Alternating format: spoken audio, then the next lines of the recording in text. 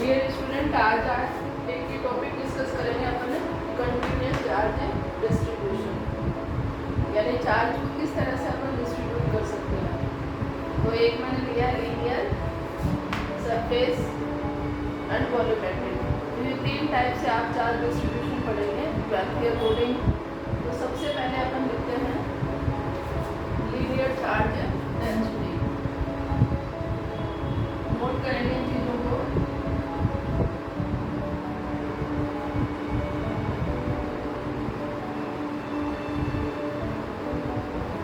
देखो, linear charge density का मतलब ये लीनियर जो वर्ड है ना, एक लाइन के लिए डिनोट किया गया है।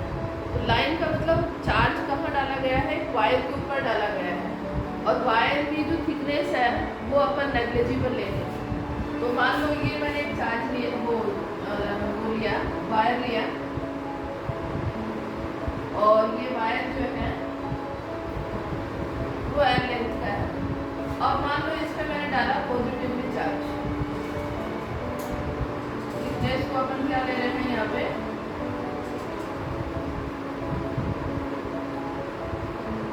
नेग्लिजिबल ले रहे हैं। इसकी एल लेंथ है और इस पे मैंने टोटल डाला है क्यू चार्ज। ठीक है, यानी एल लेंथ पे totally Q charge continuously distribute है, और इसका डिस्ट्रीब्यूशन इस तरह से है कि ये सारे इक्वल डिस्टेंस पे है चार्ज। ठीक है, पॉजिटिव और नेगेटिव कोई सा भी चार्ज ले सकते हैं आप। ठीक है, जैसे पॉजिटिव लिया है वैसे ही नेगेटिव भी ले सकते हैं। तो इसको अपन कहेंगे कंटिन्यूअस लाइन चार्ज डिस्ट्रीब्यूशन या लीनियर डिस्ट्रीब्यूशन। ठीक है, तो थिकनेस को नेग्लिजिबल अपन ले रहे हैं यहाँ पे, तो इसको लीनियर चार्ज डेंसिटी को लैम्डा से डिनोट करते हैं। ठीक है, ये एक नया सिंबल है 12th क्लास मूव के लिए, और ये अपने पास में आएगा टोटल चार्ज को, और इसकी लेंथ है एल। तो चार्ज अपॉन लेंथ। अब यदि अपन एक स्मॉल लेंथ की बात करें तो उसको अपन क्या लिख सकते हैं, डीएल लिख सकते हैं, और डीएल के ऊपर है जो चार्ज आया है स्मॉल क्वांटिटी में, उसको अपन क्या कह सकते हैं, डीक्यू कह सकते हैं। तो लैम्डा को लिमिट फॉर्म में यदि अपन लें तो इसको लिख सकते हैं डीक्यू अपॉन डीएल। ठीक है, अब यहाँ पे इसकी मेजरमेंट यूनिट बनाओ। चार्ज की अपन क्या लेते हैं, कूलम, और एल की क्या लेते हैं, मीटर। तो इसकी जो ऐसा यूनिट होगी, मेजरमेंट यूनिट होगी, वो क्या होगी बेटा, वो होगी coulomb per metre. Is it clear? तो इसको अपन कहेंगे लीनियर चार्ज डिस्ट्रीब्यूशन। अब इसके अकॉर्डिंग यदि आप फोर्स के फॉर्मूले को लें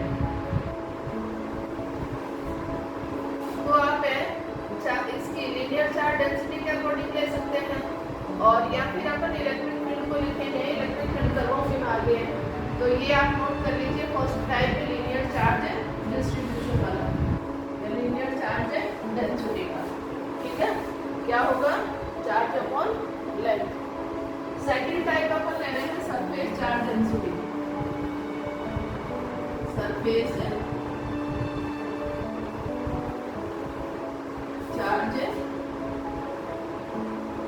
डेंसिटी।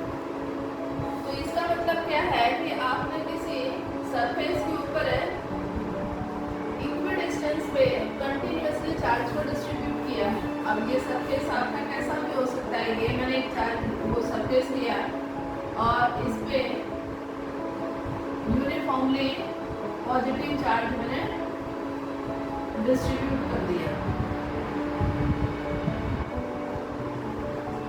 सरफेस के लिए देखिए, या तो कैपिटल ए यूज करते हैं और या फिर एस यूज करते हैं। तो इस टोटल सरफेस पे मैंने टोटल Q चार्ज डाला है, और सरफेस को मान लो डिनोट किया मैंने एस से। तो सरफेस चार्ज डेंसिटी को अपन लिखते हैं सिग्मा से, तो ये क्या होगा, Q अपॉन एस, और या फिर Q अपॉन ए। एरिया के लिए एस भी लिख सकते हैं और ए भी लिख सकते हैं, ये अलग अलग सिंबल आपको अलग अलग मिल सकता है।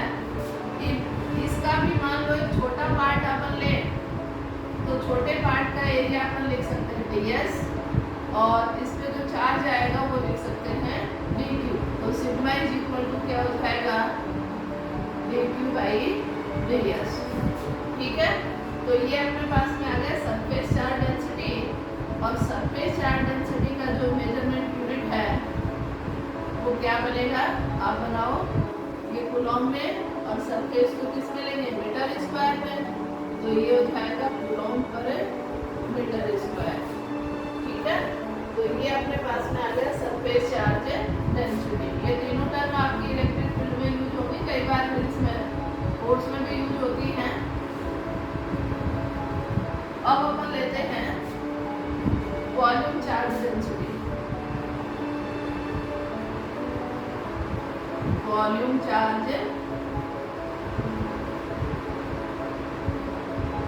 डेंसिटी, तो वॉल्यूम चार्ज डेंसिटी का मतलब क्या है कि किसी वॉल्यूम के अंदर, 3D वॉल्यूम है आपके पास में, वॉल्यूम आपका कैसा भी हो सकता है, क्यूबॉइड, सिलेंड्रिकल, उसके अंदर चार्ज डाला है। तो यहाँ पे एक चीज आप ध्यान रखिए कि किसी भी मेटल का यदि 3D वॉल्यूम है तो वो उसके अंदर चार्ज नहीं रहेगा, क्योंकि मेटल के अंदर पॉजिटिव और नेगेटिव चार्ज क्या होते हैं, इक्वल क्वांटिटी में होते हैं और वो न्यूट्रल फॉर्म में होते हैं।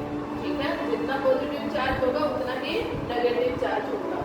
तो वॉल्यूम चार्ज डेंसिटी का मतलब ये है कि मान लो आपके पास में कोई इंसुलेटिंग है, 3D सरफेस वॉल्यूम है और उसके अंदर आपने चार्ज डाला है, तो इंसुलेटर के अंदर जहाँ चार्ज डालेंगे वो वहीं रहेगा। तो ये मेरे पास में एक वॉल्यूम है,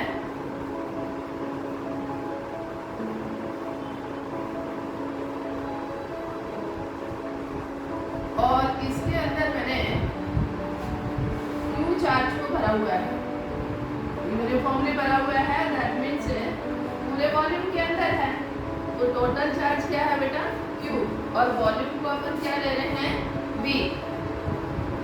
तो इसका भी वॉल्यूमेट्रिक चार्ज डेंसिटी को लिखा जाता है रो से, देखो वो लैम्डा या सिग्मा, और इसको लिखा जाता है रो से। तो रो इज इक्वल टू क्या होगा, Q अपॉन V, और यदि स्मॉल क्वांटिटी या लिमिट फॉर्म में ले अपन है तो ये क्या हो जाएगा, dQ अपॉन dV।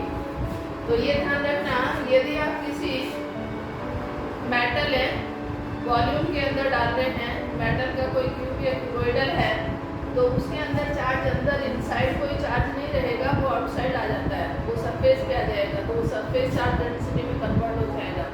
लेकिन आपने इंसुलेटिंग वॉल्यूम लिया है तो जहाँ चार्ज आप रखेंगे वही रहेगा, और ये अपने पास में आएगा वॉल्यूम चार्ज डेंसिटी के फॉर्म में। इसका मतलब ये है कि इस पूरे वॉल्यूम के अंदर चार्ज भरा हुआ है और वो इक्वल डिस्टेंस पे है।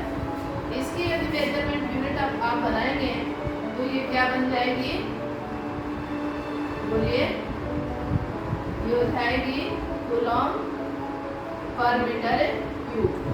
तो ये तीन अपने पास में चार्ज, कंटिन्यूअस चार्ज डिस्ट्रीब्यूशन की डेफिनेशन है, ये आप नोट कर लेंगे। मुझे क्लियर?